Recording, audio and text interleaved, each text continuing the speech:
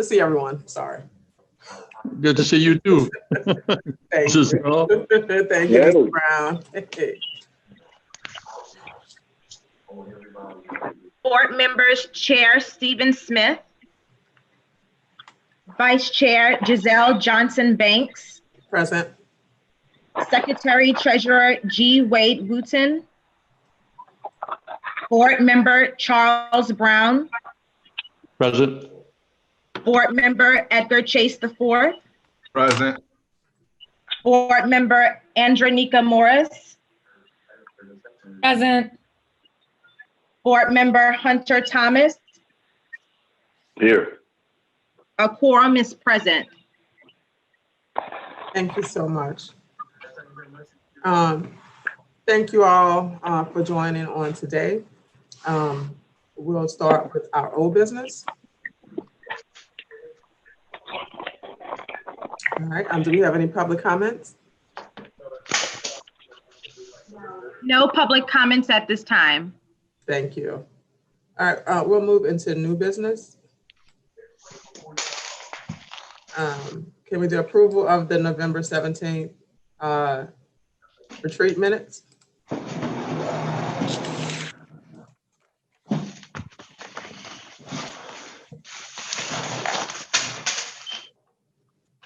If anyone was present, if you could move approval of the minutes.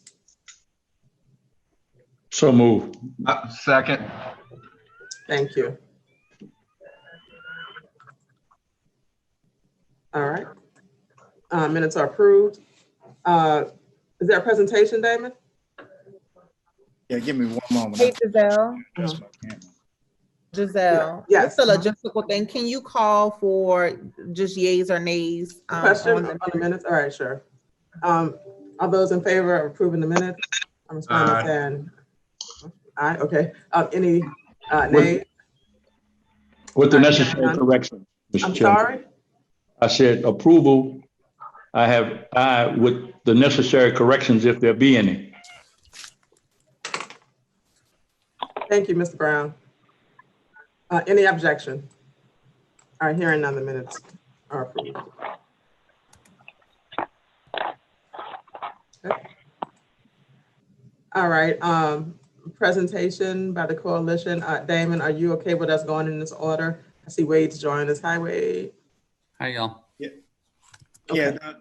The presentation you see on the agenda is meant to be very brief. We did speak about this at the retreat last month, but I invited one of the members of the Coalition for Green Capital staff to the meeting just to welcome us into the Green Bank Consortium that we're now a part of. And we participated in the second annual U.S. Green Bank Summit this week with the other green banks in the country. So I asked Alex Craigie to join us today so that he could just say a few words about the organization and introduce the board to the concept of the Clean Energy Accelerator and the Green Bank movement. So Tamia, please move Alex over to a panelist so that he can greet the board and we'll just spend a few minutes on this and take any questions that the board may have. All right, thank you. All right, I see Alex. Hi, Alex. Thanks for joining us, and the floor is yours. You're on mute. Hey, everybody. It's a pleasure to meet you all. Thanks for letting me join the meeting here. And Damon, thanks for the invitation. I'm Alex Craigie. I'm the director of the American Green Bank Consortium, and we're a group of 19 green banks from across the country, from Hawaii to Rhode Island. We've collectively caused over $5 billion in total investment since 2011, with every public dollar at risk, driving $3.60 of total investment in local clean energy economies. I was just delighted when I got to know Damon a little bit this year and to get to have you all join as members of the consortium for a number of reasons. Most importantly, because we think it's really exciting that you guys are making the pivot that you're making, the strategic pivot that you're making organizationally. And we want to be a big part of helping out as you get through that. It's also very exciting because one of my happiest memories in life is sitting at the feet of B.B. King at Jazz Fest in 2012. So I get to see New Orleans friends now, and I think of that moment all the time. I wanted to start out by introducing our organization, as Damon said, and just talking a little bit about what the consortium does, what type of benefits we offer, and who we are. So like Damon said, yesterday we had our, 2 days ago, we had our second annual U.S. Green Bank Summit. We had participation from all 19 members of the consortium, Damon included. We got to give, each organization gave a 60-second update on what has happened in 2020, which is no small feat, as you know, cramming a year into 60 seconds. But it was all sort of a way to get maximum exposure. We had a group of, we had attendees that peaked at about 250. We had Senators Ed Markey from Massachusetts and Chris Van Hollen from Maryland as speakers, as well as Representative Debbie Dingell from Michigan. And they're the champions of our federal legislation, which we're pushing very hard, as Damon knows. And huge thanks to Damon for all the help he's given me with putting together some of the materials around this, and the meeting with Senator Cassidy's staff that you helped organize, Damon. But we're pushing very hard for a bill at the federal level called the Clean Energy and Sustainability Accelerator. And what this accelerator would do would be to essentially create a national green bank. It's pretty much that simple. So it would be capitalized with $100 billion, and it would finance transactions on the federal level, so major regional infrastructure, clean energy projects. But most importantly, its core function is to provide funding for state and local green banks, like Finance New Orleans and the other 18 members of the consortium. So we are working very hard to support that legislation. And, you know, we don't take anything for granted. You guys know how DC works. But we've put in about 2 years of effort behind this bill. And we've been the driving force behind the scenes for it. And we actually feel pretty optimistic about the possibility of its inclusion in any clean energy infrastructure bill that moves in early 2021, which President-elect Biden has pledged to do. Representative Dingell, even yesterday on the call, explicitly said that she's going to make sure it happens, that it gets into the bill. And she, of course, caveated that with the same caveat that I gave for everything in DC. But we think we have a real good shot at this happening. So that's really our big initiative over the course of the past 2 years.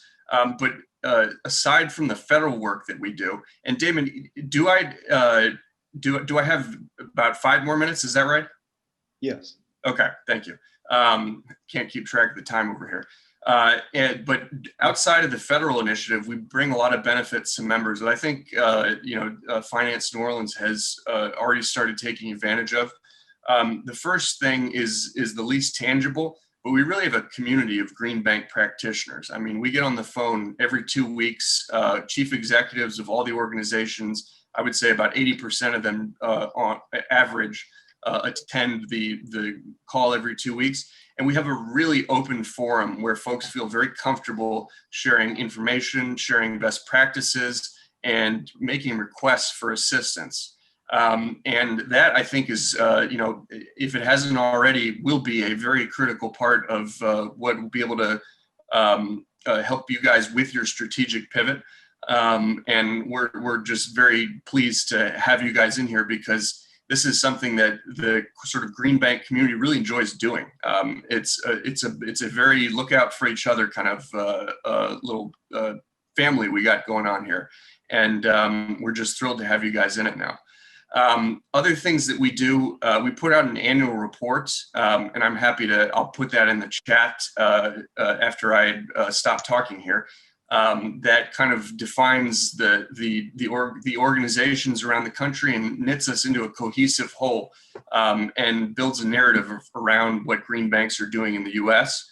And we also do fundraising for consortium members. So we've gotten hundreds of thousands of dollars of grants awarded to members. We have opened up federal funding opportunities like the Rural Energy Savings Program, which, in spite of its name, the way they do it by census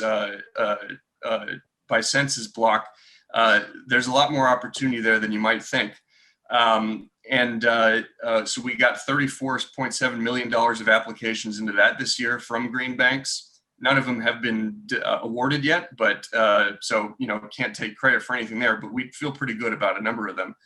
And we also connect members with other federal opportunities. We do have a website and a social media presence that kind of drives forward the narrative that we're establishing, especially in our annual reports for our members. And we do one-off assistance for members all year. So, as an example, I kind of look at myself as a personal consultant for all the members. And so Damon says, I hope I'm not bringing anything up out of turn, Damon, but Damon says, could you get me, a base for a position description so we can start building out our own thing? And I can do that, and I can pull that together from other green banks. And that's the type of, just sort of everyday service that I'd love to perform. And I feel especially close with the members of the Green Bank community, because I helped start the Connecticut Green Bank in 2011, which was the country's first green bank. And I was involved in the organization's creation and its implementation. And so I really feel a personal connection. And I've spent most of my career working with green banks in the nonprofit space. So it's a passion of mine. And I'm just really glad that you guys are able to join and that I get to work with you all. So thanks for the opportunity to speak with you today. And I look forward to engaging with you all much further. Thank you, Alex. I'd happy to take any questions if you want. One question. Do Yes, you sir. have examples of the exciting things that you just spoke to us about? The fact that there are possible grants, the Biden climate plan, the coalition, and the recruitment or the accumulation of capital to put one of these or put this project in the community where it might be a model for others to see. Yes, we definitely have examples. I'll send everybody I'll send to Damon the materials for the Accelerator. It can kind of give you a sense that this is, and I probably should have gotten a little more detail on this. It's more than just a bill that's out there. Lots of people can get bills introduced. Our bill has actually passed the House twice. We're included in this summer's Moving Forward Act, capitalized with $20 billion. And that passed the House in July. And then we passed the House again in the House's Clean Energy, Jobs and Innovation Act, also capitalized with $20 billion. So not quite the 100 that we're going to shoot for when we're reintroduced. But we definitely have, the bill's been endorsed by most major clean energy industry associations, all of the major environmental non-governmental organizations, the NRDCs and the EDFs of the world. And it has a ton of momentum behind it. So I can definitely send a package of information to Damon for distribution to you all to sort of back up what I'm talking about with the bill. And with the RESP, the Rural Energy Savings Program Initiative, I'd be happy to send you the spreadsheet that just kind of lays out who's applied for what. The full applications are confidential to the organizations themselves. But for example, Connecticut sent one in for a $10 million request, and I'm fairly confident, and this is zero cost capital, I'm fairly confident that that is going to happen. So yeah, no, happy to send the backup behind the big talk here. Would that be from the 34.7 billion that you mentioned? Million, yeah, that's Yeah, from the million. 34.7 million of USDA applications. Thank you. Very good.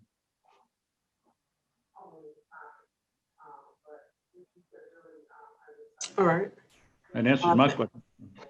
That's your questions, Mr. Brown? You good? Yes, ma'am. I'm looking at the excellent package that our executive director put together for us, which outlines the 10-year plan that he has in the use of the low-income roofing, the upgrades, the solar. Then he went from the individual properties to commercial properties and how they could be used with small businesses, business energy, upgrades. So it's exciting since this is, and we've just had a ZALT possibly going to be appointed, depending upon the way things go, Yeah. for energy and conservation. So, Mr. Alex, we really appreciate you giving us this overview. And I see your background from 2011 and the US, the UK, and the European investments and Australian investments. So you've been around a long time. So Been around the block.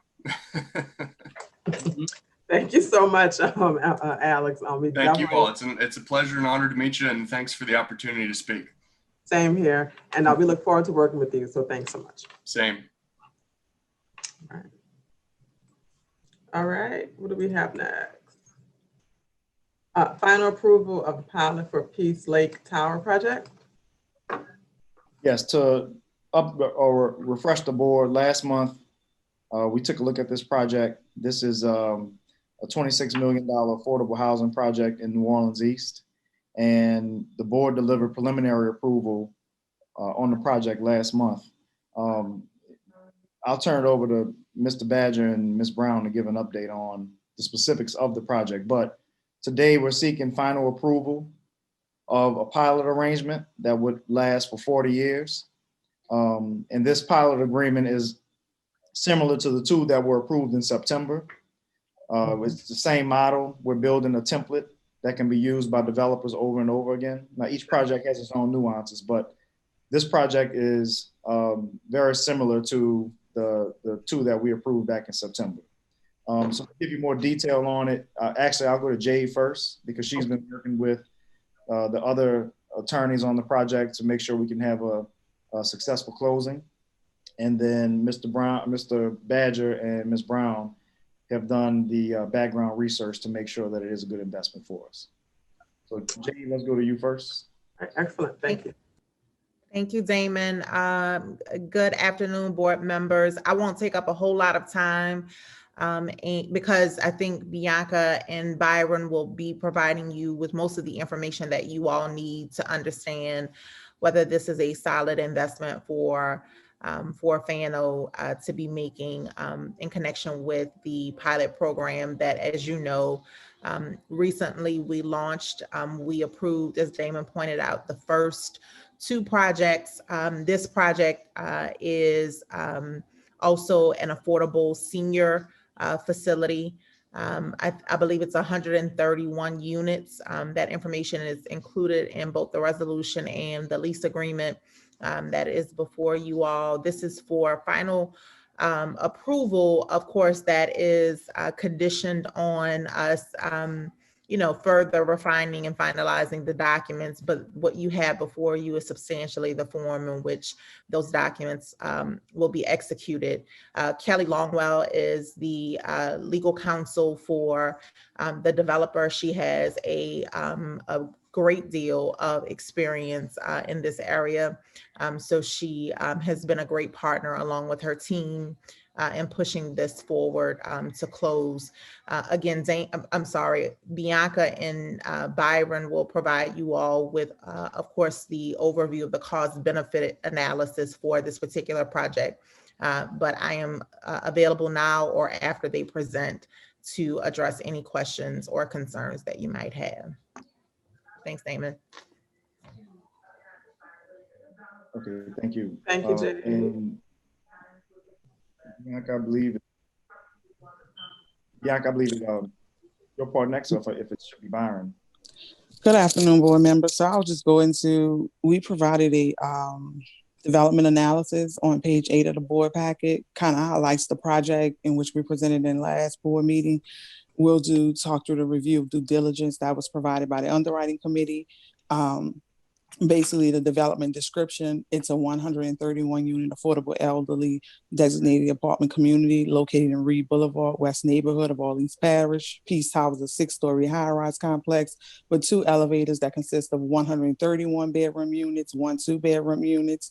The substantial renovation of Peace Lake Towers will increase the quality of life for existing and future residents, providing significant amenity upgrades, increased safety and security, social service programming. Peace Lake Tower has provided affordable housing for Northeast New Orleans area and Reed Boulevard West neighborhood for over 30 years. The redevelopment of Peace Lake Towers will help ensure that many income elderly households have the opportunity to obtain affordable housing. Peace Lake Towers is in conjunction with Millennial Housing Management, LTD, who will provide social services for all tenants.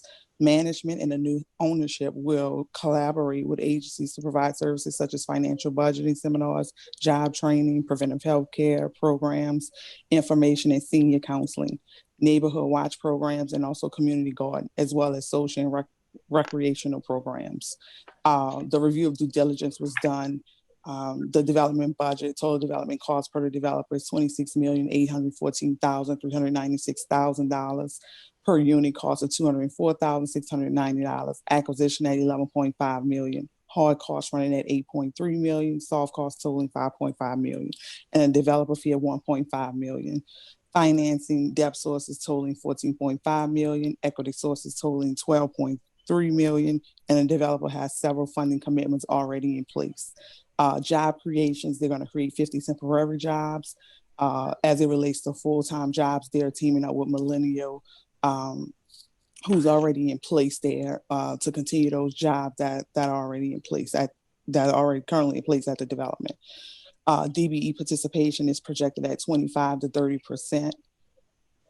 Moving on to pro forma, the development will contain 131 one-bedroom units at $1,019 per month, which factors at about $1,589,640 in gross rental potentially annually. They'll have 1 2-bedroom unit at $775 per month, which factors at $9,300 in gross rental potential annually. Vacancy loss is estimated at 7%, totaling $111,926. Operating expenses were estimated at $636,970 annually, which includes a 3% inflation rate. The development has a net operating NOI in year 1 of $834,720. Recommendation from after doing our due diligence and completing everything, we recommend this project for full board approval. And I'll pass it on to Mr. Badger, who completed a financial feasibility to just highlight some additional items included in the project. Thank you.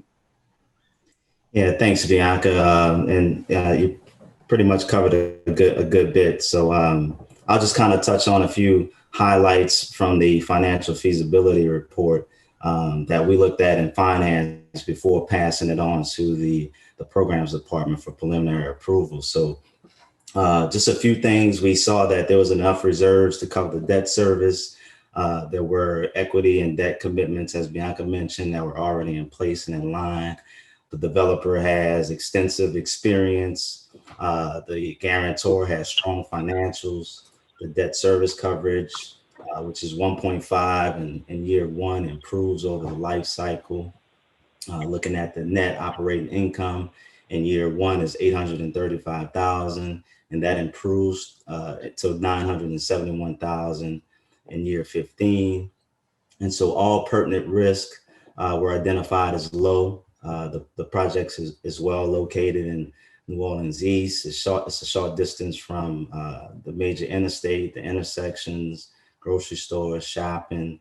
The construction itself, the foundation is concrete slab with steel and concrete framing. So it's similar to recent projects by the same development team. The developers, they're highly experienced. They have a strong track record of successful developments.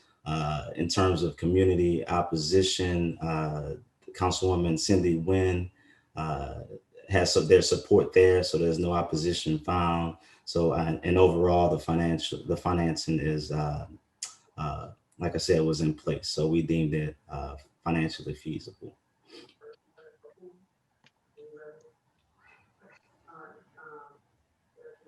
All right. Thank you, Bianca and Byron and Jade.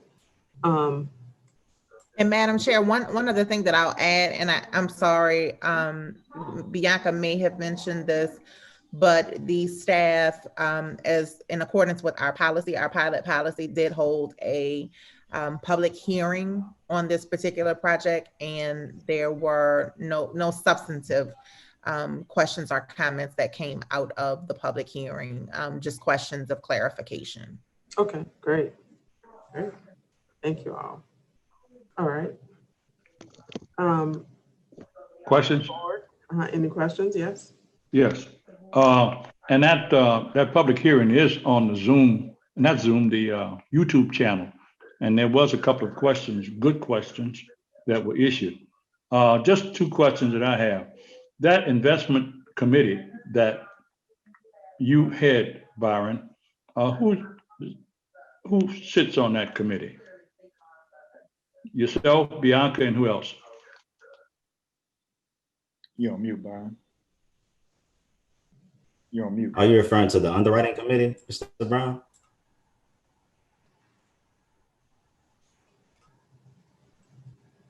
I believe. Can you hear me, Mr. Brown? He is. He's on mute. Mr. Brown, you're on mute.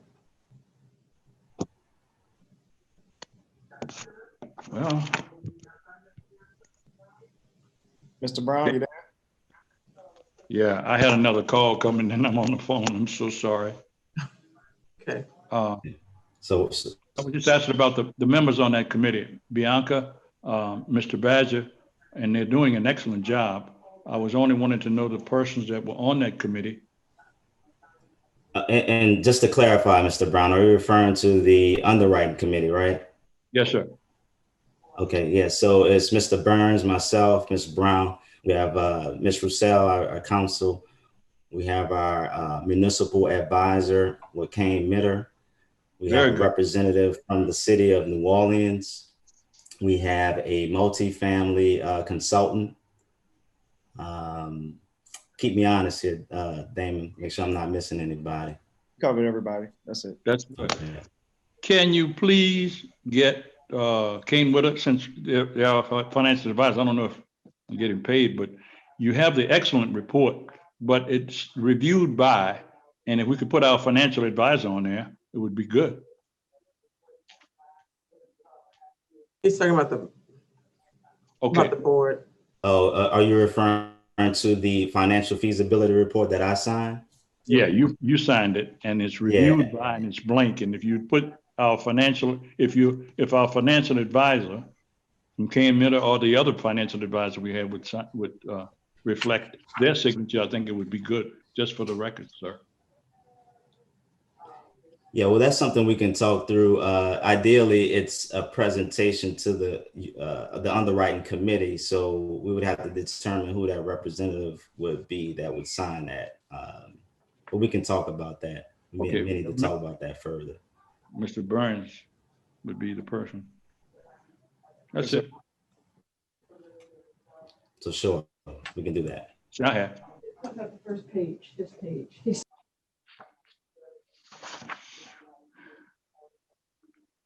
It's a financial feasibility report.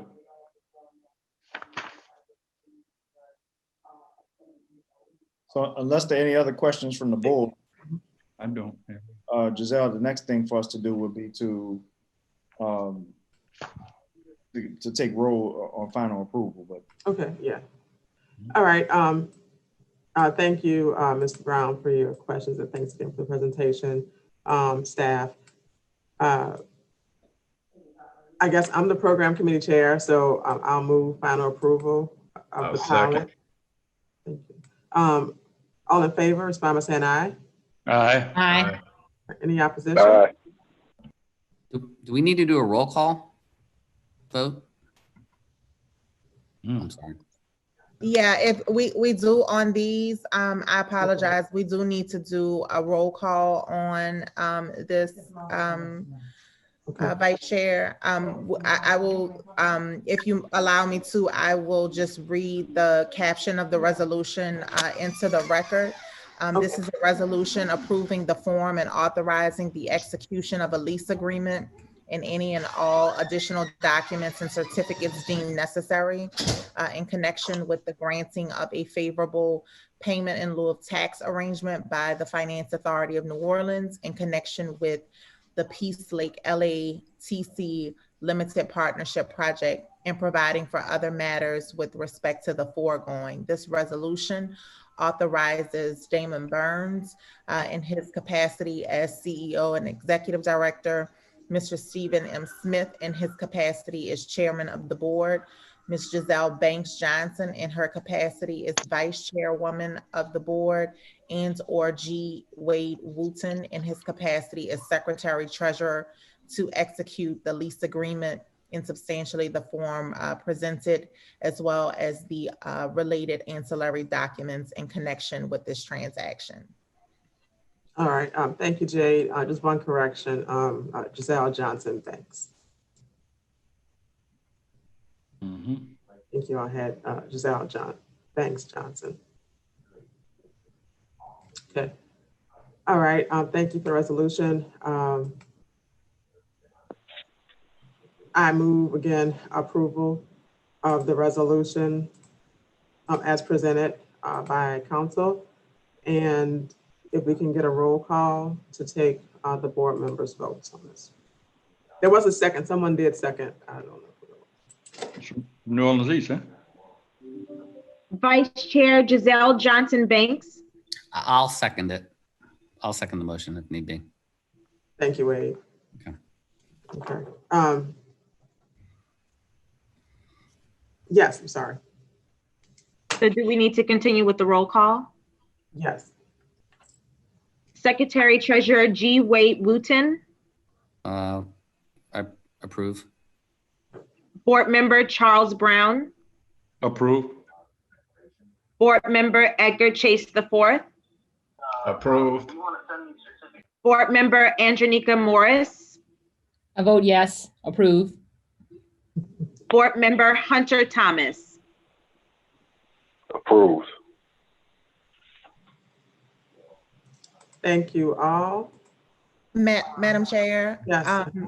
Elizabeth, can you also, just for the record, indicate that you did not receive any public input cards for this particular item? Yes, we did not receive any public input cards for this project. Thank you. Thank you. All right, the motion carries. Thank you, board. Thank you. Thank you, Damon. All right, I think what's up next is the 2021 budget presentation. Yeah, so Mr. Badger is going to give the bulk of the presentation, but I just wanted to share with the board a few slides to introduce the budget and the plan for next year. So I'm going to share my screen and just cover a few points. Can y'all see my screen?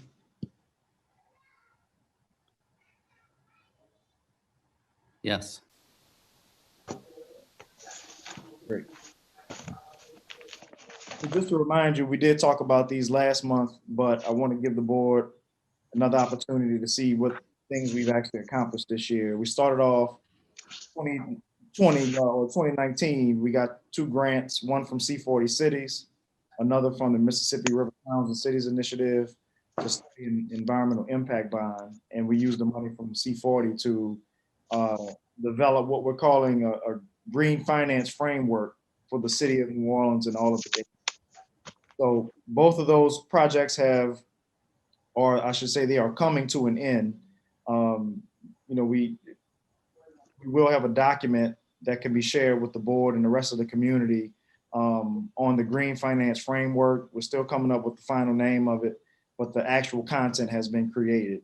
And in terms of the environmental impact bonds, that's going to be an ongoing process. We learned before we actually issue any environmental impact bonds, we needed to lay some ground, really build some infrastructure for our financing moving ahead. So we were able to do that.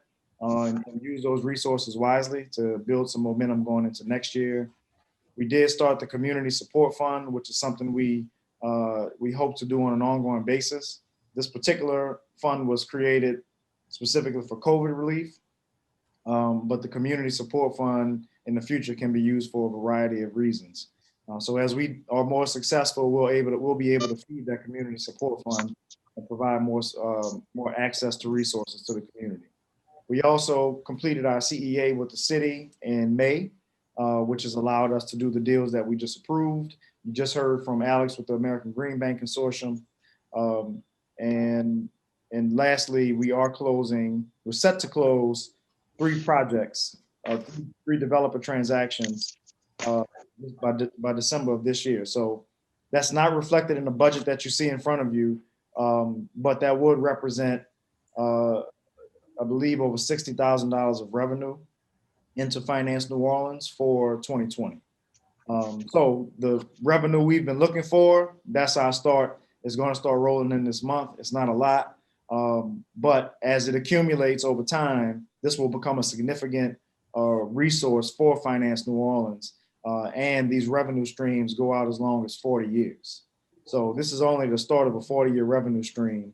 And as we do more projects, then we'll be able to have increased financial impact. And what we need in this budget is talent and expert support, talent and consultants. The people that have helped us get this, this far. We still have a pretty good solid team. We do need to add a few more positions, but the budget, as you see, we had some positions last year. Some are still unfilled and some are vacant right now.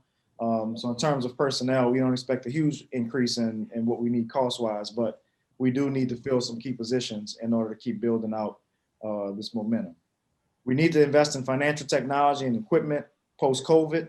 Byron will get into more about the specifics of it, but we just have to change the way we do operations, the way we offer ourselves to the community.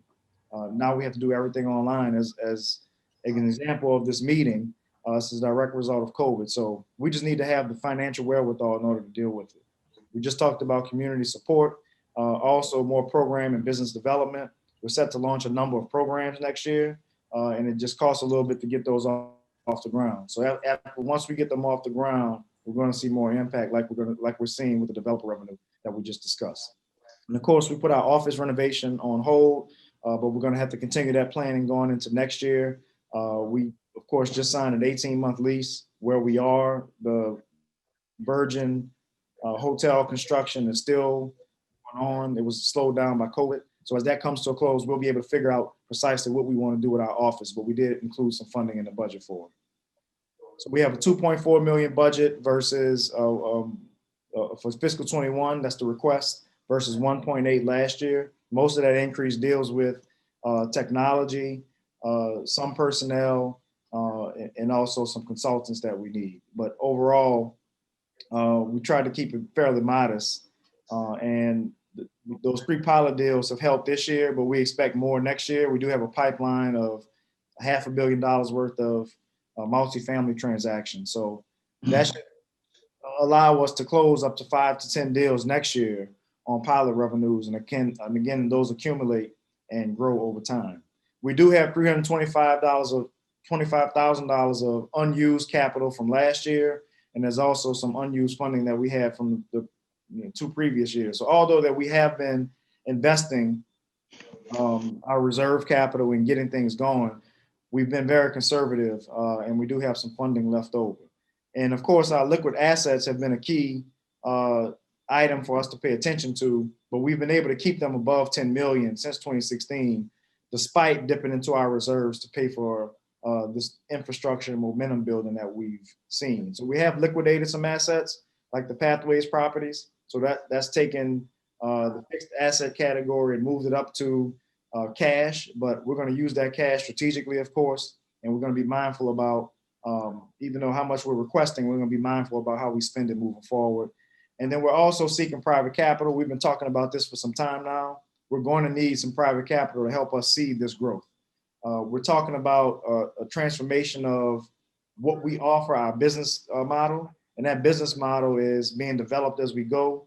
the other green banks, the other finance authorities that are out there, they're trying to figure these things out too. So everybody has a unique situation, but there is private capital that we're cultivating and that we think will be there early next year, early meaning first quarter, second quarter next year. That's what we're targeting to start giving us a lift so that we can give our reserves a break and focus on building out some revenue. But here are the opportunities: green mortgages, talk about those, green loans, green bonds and pilots, pre-development loans. Mr. Brown asked about the Pathways program. We're transforming that into a pre-development program for innovative housing. Green bonds for energy and infrastructure projects, or green energy and green infrastructure projects. These are all near-term revenue opportunities that we're going to focus on in 2021 so that we can begin to break even and actually start creating a surplus for more investment. And this is just a snapshot of what we're going to do next year, launching the green mortgage program. We got our green financing framework with the city and the other local agencies that we're going to finalize early next year. We're hosting our investor summit in April with other agencies. And that's about the time where we expect to really start sourcing some of this outside capital. Mr. Badger is going to put out an RFQ for capital providers at the beginning of next year. And we're going to start getting ideas in from different types of financing entities like banks, foundations. We've even had conversations with hedge funds. So we've left no stone unturned when it comes to figuring out where we can get some funding for. And then we're going to demo some green infrastructure projects along with the city and some other agencies next year. And we're also going to start releasing that funding for the Innovative Housing Fund. And overall, we're trying to create a $1 billion impact by 2030. And this is really important because we have seen the momentum and we have started to see the interest come in. And New Orleans is in prime position to take advantage of a lot of these opportunities that are going to come about from this transition that's going on, not only in the US, but around the world. So, I think this 1 billion is actually pretty modest and we can do more, but this is our initial target. So this first budget for 2021 of this new plan will lead us in this direction. And that's it for my end. So at this point, I'd like to turn it over to Mr. Badger to talk to you about the details of the budget for 2021. Yeah, thanks, Damon. And I know we're coming up on time and want to be thoughtful. Ms. Banks, I know she said she has a hard stop. So I'll try to go through these numbers fairly quickly because Damon covered most of the, the meat of the, where we are, strategic vision for this budget. But ideally, the proposed budget for approval today it's a scaled down version from the first pass presented last month. It was reduced by, and I'm looking at, if you can turn to in the budget report, page 3, it kind of displays the detail of the numbers. So it was reduced down from the first pass by $330,000 to 2.4, as mentioned. And primarily that adjustment was in that salaries and benefits line. Ideally, we had an optimal amount of staffing baked in there in the first pass.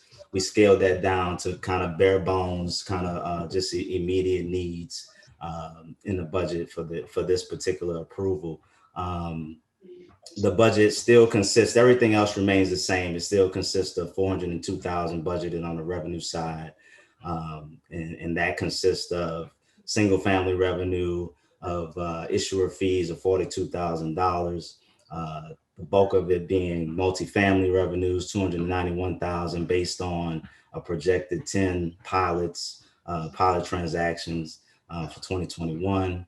Some investment income, which is interest income of $32,000, and then other income of $36,000, which is our lease at 618 Baron Street.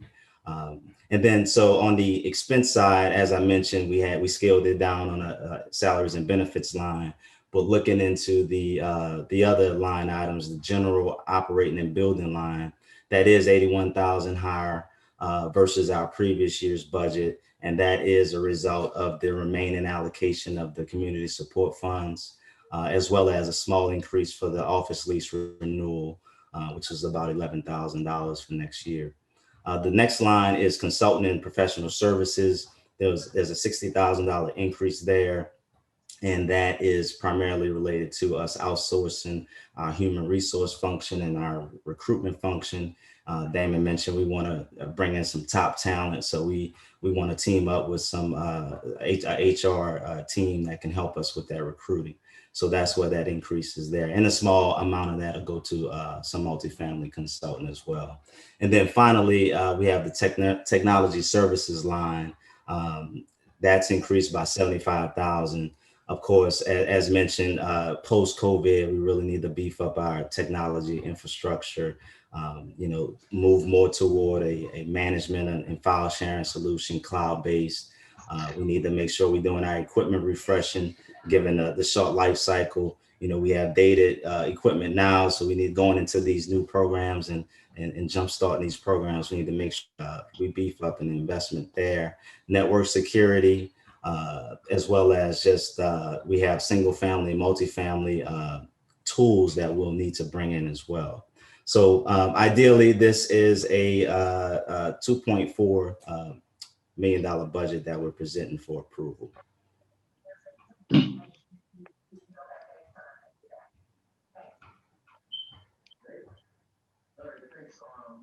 Thank you, Byron and Damon. Board members, you have any questions of the staff? I have a concern, and I mentioned it before the meeting. Mm-hmm. I looked at the YouTube presentation, and there was some mention of us taking a look at in light of the fact that we have COVID-19 going on. Mm-hmm. One, secondly, the city is actually talking about laying off people, and looking at the fact that we're operating almost 80% out of our reserves. And I'm looking forward to those 10 pilot programs that we will institute that'll bring in $290,000. It makes me think more that we ought to stay where we are. But I really haven't looked at it because we have not had a finance committee meeting since November.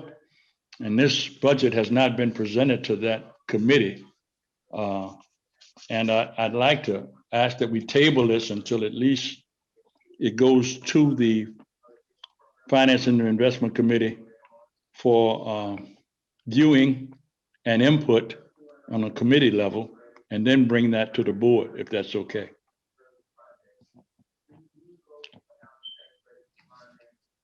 Well, Mr. Brown, just to reiterate, last month we did present the budget to the full board.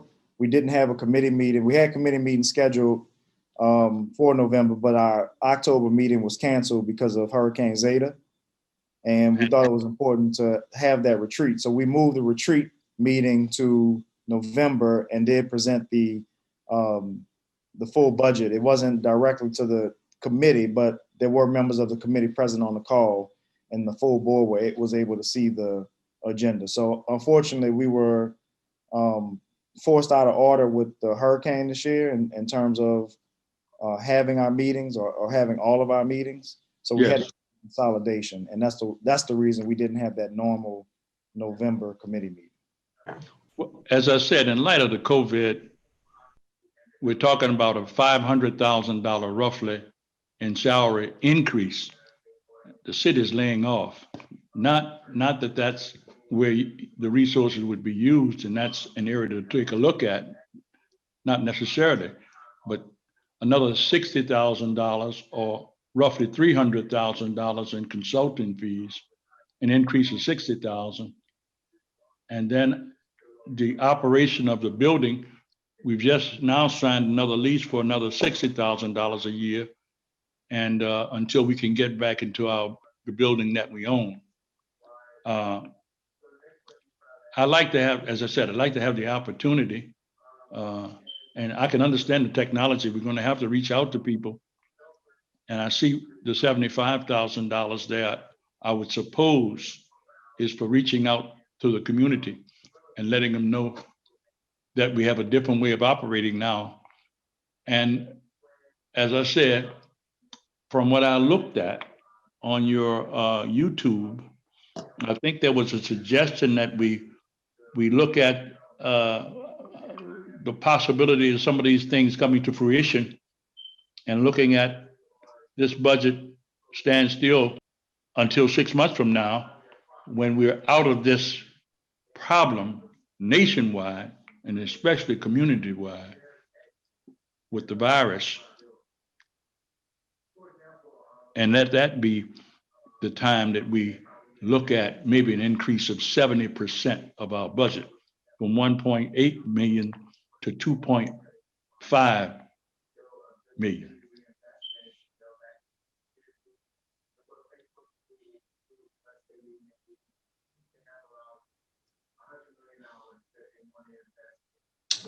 Thank you, Mr. Brown, It's my feeling for about your it. comments. And I certainly echo those concerns.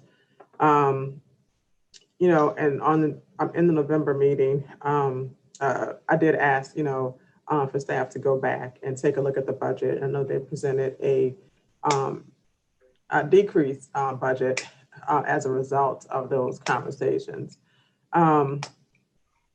The bottom line is, I think that we are in a catch-22, like we're in this growth phase. We have these projects that are going on. We just don't have enough revenue to fully support the operations just yet. But as we increase those projects and increase the revenue from those projects, eventually we will start to see some of that pay off. And then Damon talked about, some possible funding streams with grants and fundraising and things of that nature. And so we're hoping that we won't have to go into the reserve as much. That has been a concern, has been an ongoing concern of mine also. And so we don't want to stifle the growth, but we do want to protect the reserves of the organization. And so we find ourselves at an inflection point, I believe, this year. And so your concerns are valid, and I'm sure the staff and fellow board members hear you in your concerns. Yes, ma'am. Well, Mr. Burns, in his presentation, said we have about 5 years. From what I looked at here, about 5 years, and at the rate of $2 million, and we've got about $10 million in reserve. That's about it. Yeah. I'm going to have to leave now, everyone. So if we can, I can't continue this discussion. If I leave, I think, do we still have a quorum, correct? That's correct. 3, 4, Yes, 5. ma'am. Yeah. Okay, so if we have any more discussion, if we're ready to take a vote, you all let me know. I have to leave now. I'm gonna leave now too. Well, I think if Mr. Brown drops, we will lose the quorum. So We still have okay. 6 members on right now. Okay. Okay, great. So Wade, I think you're up next in terms of running the meeting. So if you could just pick up where I am leaving off on the. Okay. Thank you. Okay. Here. Oops. No. My vote is no. So is there any other discussion, comments? Wait, I want to make one more point. Yeah. So the board understands what we tried to do with this budget. For the most part, it did stay even as Byron walked through. And then we did have the 350,000 that was unspent this year. I mean, we can go back a couple of years, but we've come in below budget each year for the last 2 or 3 years. And so last year we came in below budget about 350,000. I believe, right? 320 or 350, Byron? Yeah, it's about 350. Yeah, so 350, and then the increase of the budget that you see this year is 375. So one of the comments that Giselle made last month was, and throughout, getting everything together, was how much are we saving, and if that savings is carrying over. So, one way to look at it is that we haven't been digging into reserves as much as it may show on paper, and our liquid assets have stayed above that $10 million mark. So I want to reiterate that we're going to be mindful of how spending happens happens across the year. We don't go out and just automatically make some of these investments once the budget is approved. We still are thoughtful about the timing and roll. So even if you do this amount, I'm just letting you know that we're not going to automatically just go out and spend. We do Yeah, have- I mean, because the idea is the focus is on essential activity. So it's, you know, it needs versus you know, activity that's convenient, let's say. And so the idea is you know, you're just trying to make sure that we can, you know, live within our means and not have to expend excessively in difficult times.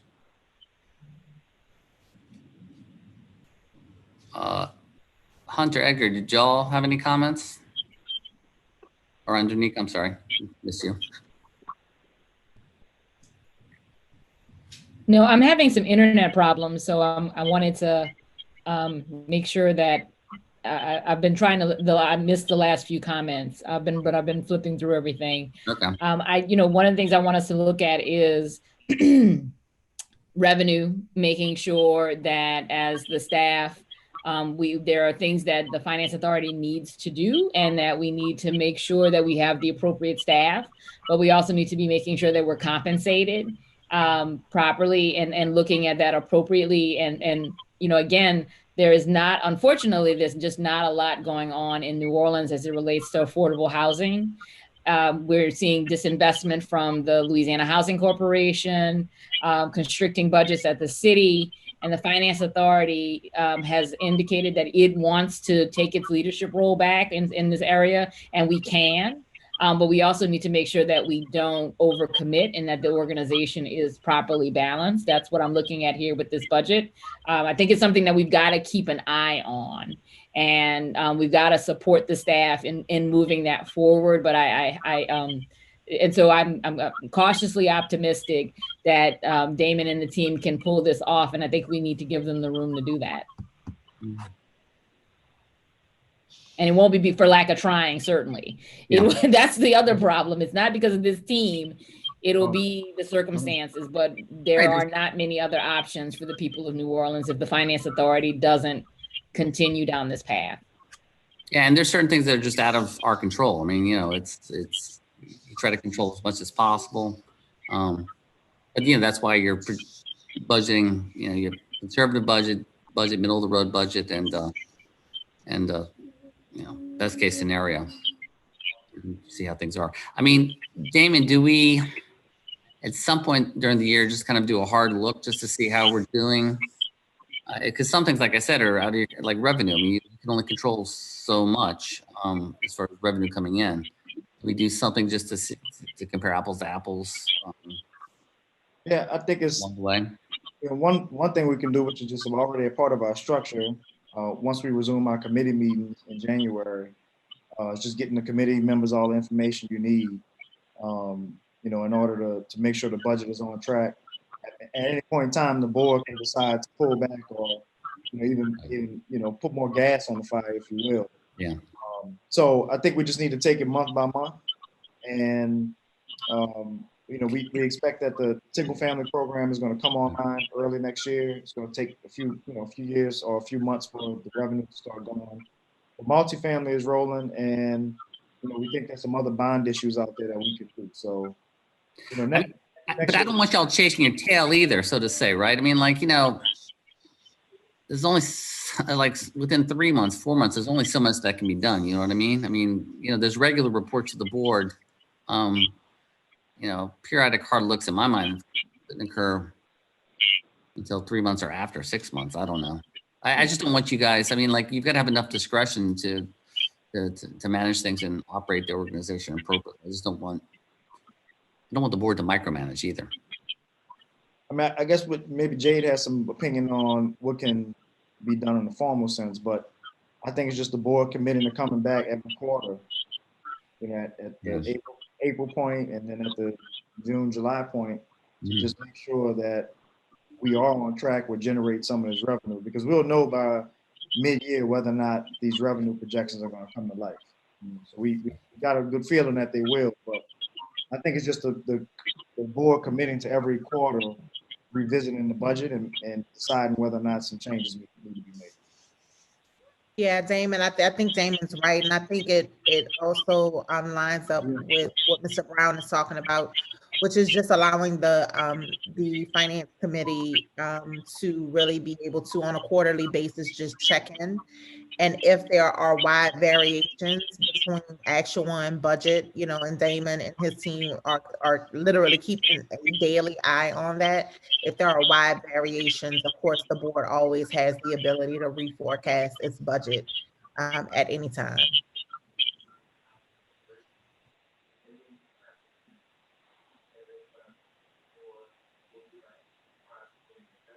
Any other comments or questions from the board members? Same, man. Okay. That said, is there a motion to approve the budget as currently proposed by Finance Authority Administration?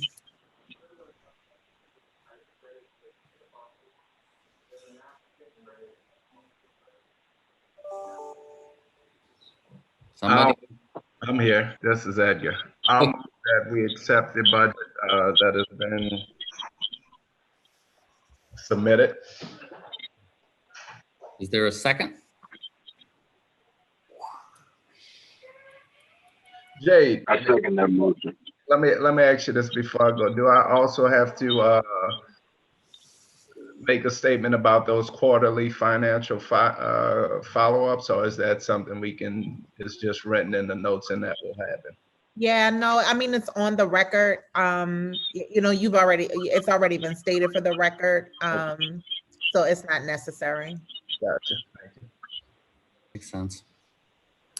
Okay, so Edgar made the motion and Hunter seconded it. So I guess Wait, it's an action item. So just, can you call for any public comment cards No, on this? I apologize. Yes. Is there opportunity for the public to comment as appropriate? No, there are no public comments at this time. Okay, so I guess if we could then move it to a roll call vote, please. Secretary Treasurer G. Wade Luton, Approved? Board Member Charles Brown, Abstain from the vote. I don't want to vote against. Board Member Edgar Chase IV, Approve. Board Member Andronika Morris, Approve, yes. Board Member Hunter Thomas. Approved. So a majority of the quorum approved, voted to approve it. So I believe it passes. Thank Yes. you. What's any additional agenda items? Yeah, we do have a couple of more things that need to be done. We have, and Jade, correct me if I'm wrong, we have some committee minute reports or committee meeting minutes that need to be approved. Should those just be done at the next committee meetings, or can we handle those? Yeah, you can defer those until the next finance meeting and have the finance committee approve those. And then once the finance committee approves them, the full board can just accept them. They don't necessarily have to approve them. Okay, and then that goes for programs as well, I believe. Yes, sir. Yeah, okay. So that being, Wade and the rest of the board, we do by law have to go through our financial status report. So Mr. Badger can go through that report. You know, Bianca may have a few comments regarding programs. And then my executive management report is really just an update. I don't have very many comments. So we don't have much more left. We just need to go through the procedures.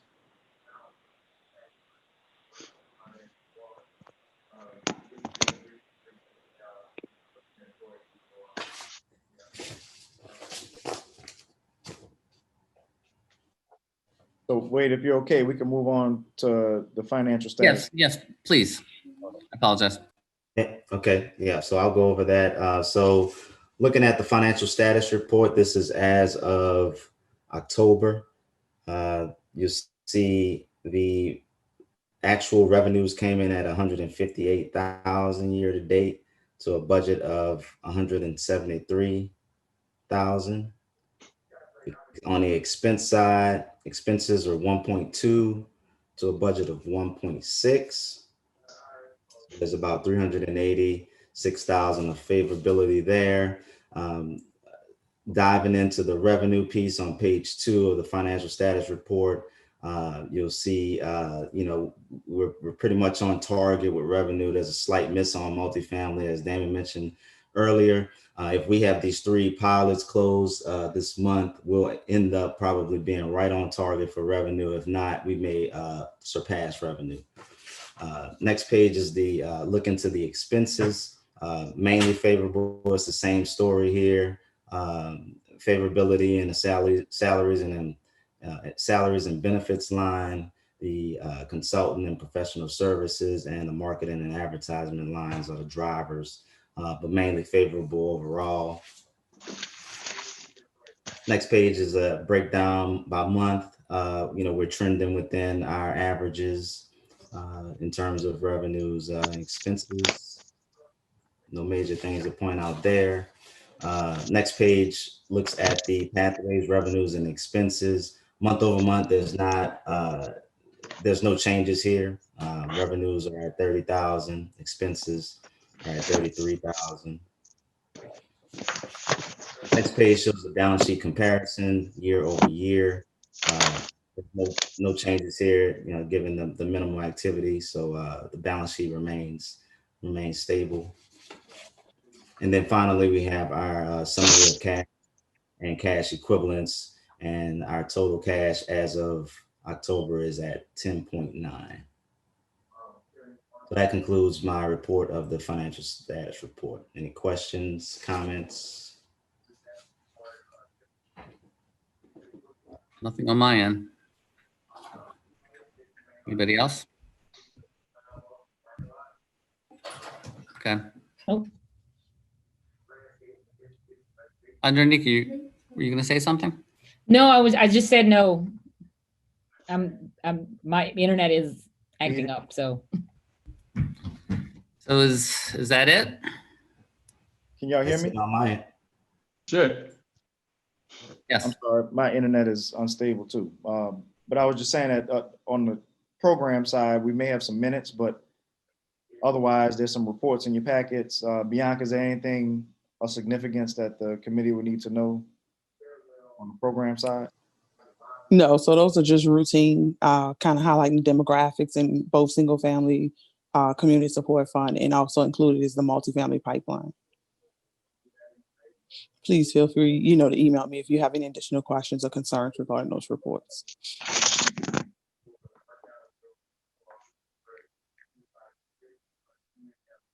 And multifamily.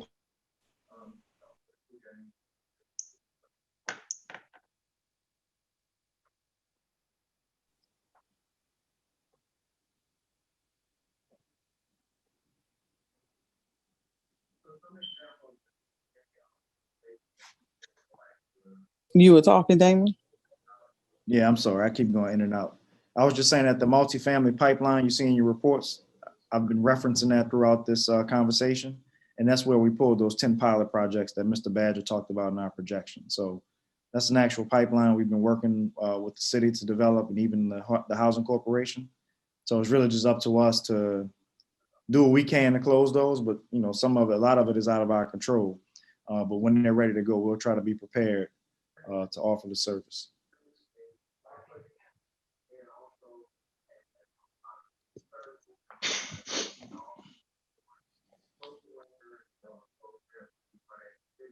So that's it for us on programs, Wade.